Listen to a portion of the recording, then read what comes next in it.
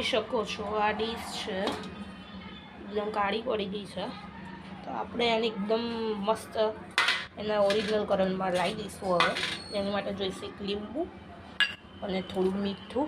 તો હું તમને બતાવું હું કઈ રીતના ટ્રીક યુઝ કરું છું. આ મારી મમ્મીએ મને ટ્રીક બતાવી છે, તો આપણે યુઝ કરી જોઈએ.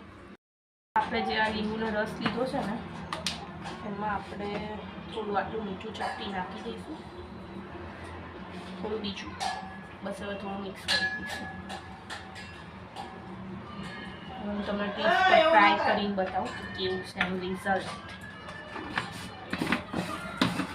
આ ડીશ રહી, આ કૂચો લેવાનો વાયરનો, લખવાનો, કલર ચેન્જ થાય છે એનો, જોઈ શકો છો એનો કલર ચેન્જ થાય છે. દેખો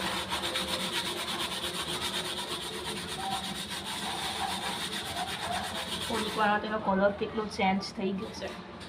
तो ये है ना ट्रिक, यूज करो, मैं पूरा करके आपको दिखाती हूँ.